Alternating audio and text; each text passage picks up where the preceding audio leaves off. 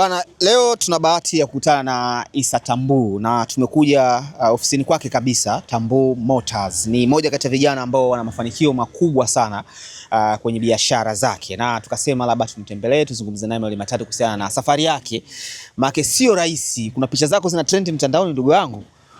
Ulikuwa unauza majeneza ama? Doto huyo. Najua Doto picha si alitoa wapi? Ananyanyia sana. Sio picha yako? Ni picha yangu, lakini sijui alitoa wapi. Kwa ametumia kama fimbo ya kunichapia. Okay. Lakini wewe ulikuwa unauza majeneza? Mimi nimeuza majeneza miaka yake ni mingi, karibia miaka 8 au 10. 8 iliyopita. Nimefanya biashara hiyo. Wengi labda Issa Tambuu amekuona kwenye biashara na nini, umetokea wapi? Mtoto wangapi kwenye familia? Nini familia namna gani? Mimi unajua nimezaliwa Arusha. Mimi baba yangu ni sasa hivi ni marehemu, Allah amrehemu. Lakini alikuwa askari wa TANAPA. Kwa mimi nimezaliwa Arusha Ngorongoro. Kwa alipostaafu tukaja Tabora. Tabora ndo nyumbani pale. Kwa mimi nikasoma Tabora darasa la kwanza mpaka la 7. Nilipotoka Tabora sasa darasa la 7 tukaanza kutafuta maisha sasa mikoani. Kwa hiyo sio akishua wewe? Hamna, mimi sio. Mboga 7 no, hamna. Hamna kabisa. Okay. So before magari tunajua kuna vitu vingi umevipitia. Ni vitu gani labda kwa ufupi kama ulishika wapi ukashika wapi? Nimefanya kazi nyingi, lakini kazi kubwa ambayo nimefanya ni furniture. Mimi nimefanya sana furniture, nifunde makochi. Nifunde makochi kabisa. Ndio kazi ambayo nimefanya sana. Baadaye tukatanua wigo, tukaanza kuuza na majeneza, vitanda. Ni sehemu moja. Ni ile ambayo ni sehemu ya furniture. Hata kwenye majeneza ni katika ni ile katika aina za furniture tu pia, kwa sababu jeneza linabakia katika upande wa mbao.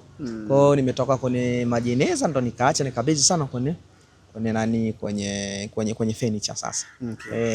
Okay. Baada hapo ndo kwenye magari ama kuna sehemu pia ulipitia before kuja? Kwenye furniture nikaingia moja kwa moja kwenye magari. Hatua yangu ya mwisho ilikuwa kwenye magari. Na hii kwenye magari ilikuwaje? Yaani ni ndoto ama ni kitu ambacho kilikuja tu scenario ama nini kilikuleta? Hapana, afu mimi kwenye magari haikuwahi kuwa ndoto yangu. Sema kilichonisaidia mimi nilikuwa napenda sana gari. Yaani mimi nilikuwa nikipata kaera kangu nikijimeki ka ufundi lazima nibadilishe gari. Kwa hiyo nilikuwa natumia hela nyingi sana kubadilisha gari. Kwa hiyo nilikuwa chizi magari. Mimi kwa mwaka nabadilisha gari mara 4 mara 5. Mara 4 mara 5. Unaona Sasa nikaona mbona natumia gharama nyingi sana. Kwa nini nafanya hivyo? Kwa nini kumbe inaweza kuwa ni biashara Kwa sababu mimi mwenyewe hata kwa namna nikibadilisha magari mara 4 kwa mwaka natumia zaidi ya milioni 10, milioni 20 imepotea hapo.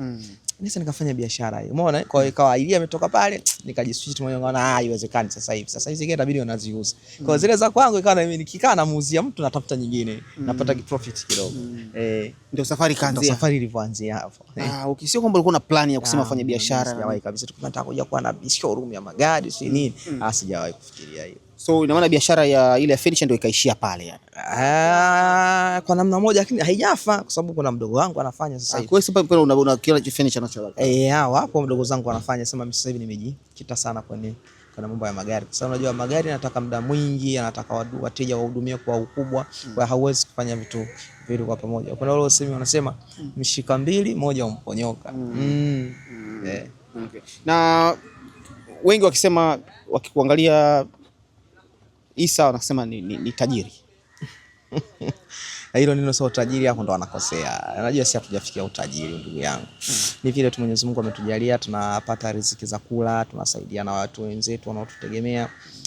Tunaweza kujiendesha na sisi wenyewe. Tujafikia level ya utajiri. Umeelewa? Najua mimi mtakiniambia tajiri mimi nashindwa kuelewa. Mimi naamini kabisa, mimi ninavyoamini tajiri ni Allah tu, kwa sababu ndo anamiliki vilivyokuwa duniani na kesho akhera. Yeye ndo mfalme wa malipo siku za mwisho. Kwa hiyo tajiri nani? Mtamwona Mwenyezi Mungu ni tajiri. Sisi tunakuta uwezo tu wa kula, wa kusaidia jamii inayotuzunguka, lakini hata na sisi wenyewe kujikizi mahitaji yetu na familia yetu.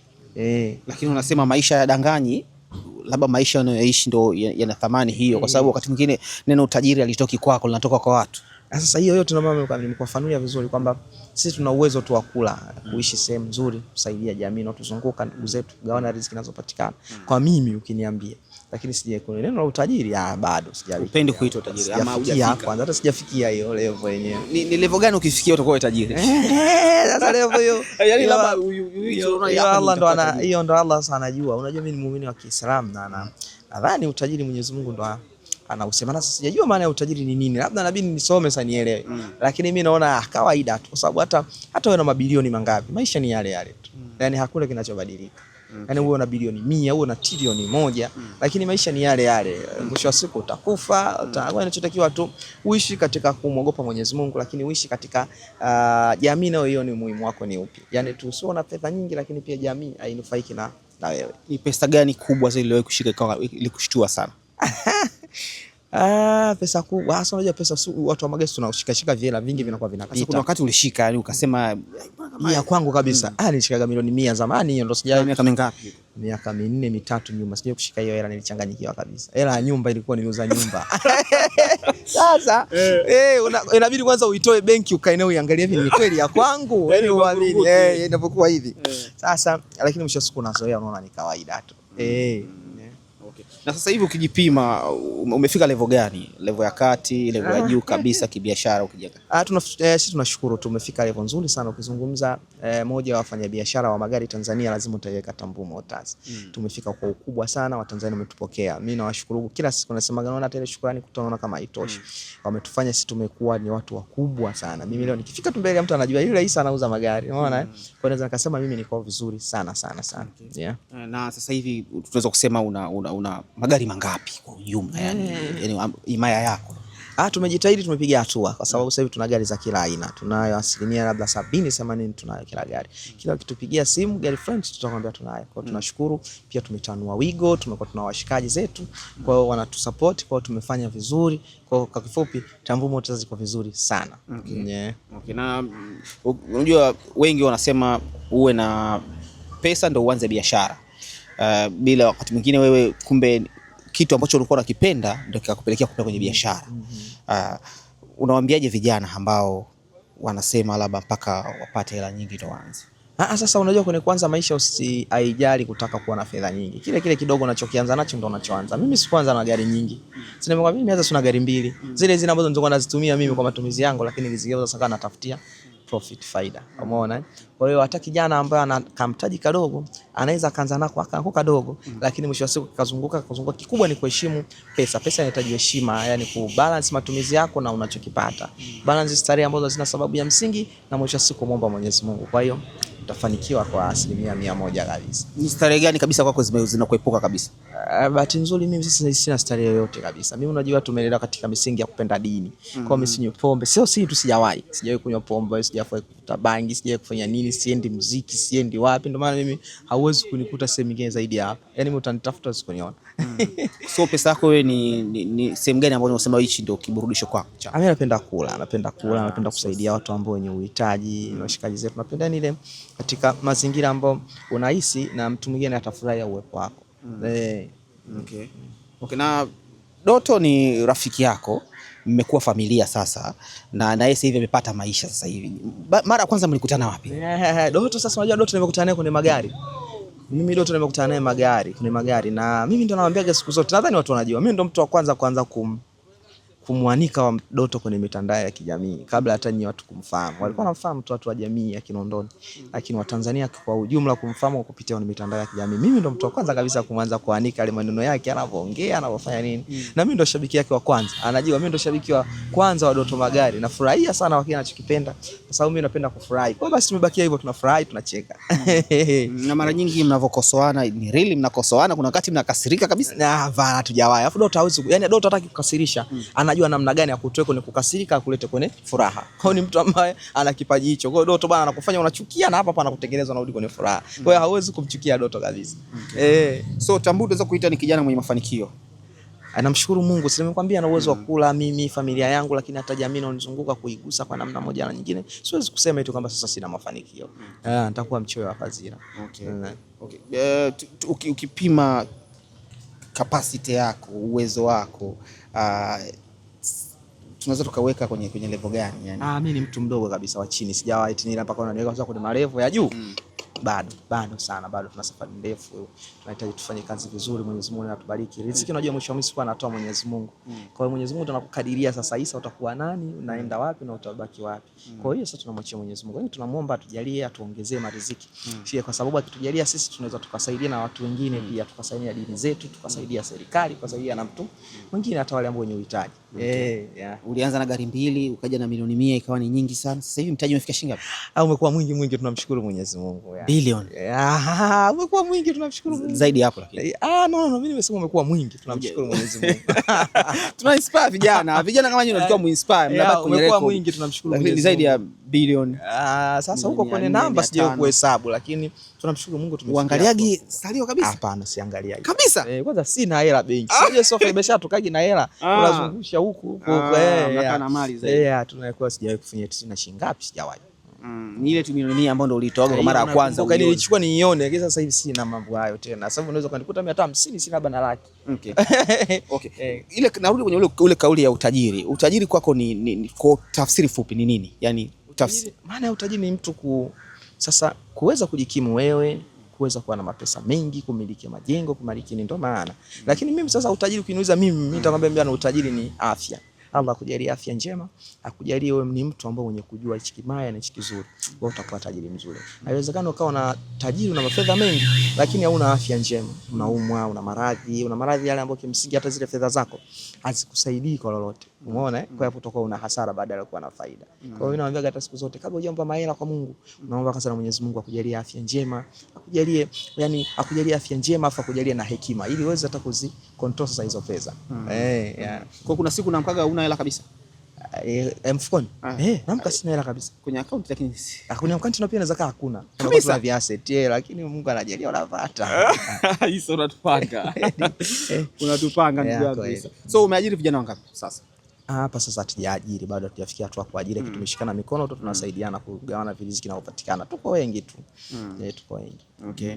Na ukiangalia maskani yako hii ambayo iko hapa, una plani kuongeza ama? Inshallah. Unajua saa ya mbele mimi nasamaga Mwenyezi Mungu ndo anajua. Sisi tunapanga lakini Mwenyezi Mungu anapanga zaidi. Kwa kama Allah amekupangia utatanua matawi mengi, tutatanua. Sisi tunatamani hivyo sana. Kwa Mwenyezi Mungu akitujalia tutafanya hivyo kwa ukubwa. By the way, nilifurahishwa sana baada ya kuona kiwanda chako. Good news. Hongera sana. Tunashukuru Mwenyezi Mungu. Unajua kafedha tunavyotafuta, tunavyojimeki mwisho wa siku tunataka tufanye kitu kingine ambacho kitatusaidia sisi na watu wengine. Kwa tukaanzisha project ya Tiles Form na tunashukuru Mungu imefanya vizuri. Tulifanya majaribio ya kwanza, Watanzania wakapokea kwa ukubwa, tukaishiwa chemical. Sasa hivi tumeagiza tuna chemical, kwa tunakuja kwa hatua ya pili. Hatua ya pili itakuwa sasa kwa ukubwa, tutaita viongozi wote wanaodili wenye zamana ya mamlaka za wizara kwa mikoa kwa ajili ya sasa kufungua rasmi. Hongera sana. Shukrani. Nini kilikusukuma? Maana unajua issue ya kiwanda ina maana ni unajua ndoto zingine zinatoka mtu kuwe nazo uanze kuifeel. Yaani huwezi kuparamia biashara siku ya kwako, unaambiwa hiyo haiwezekani. Kwa nini ilikuwa ni kiwanda cha magodoro? Sasa unajua fedha siku zote ukikala lazima ipafute mzunguko mwingine.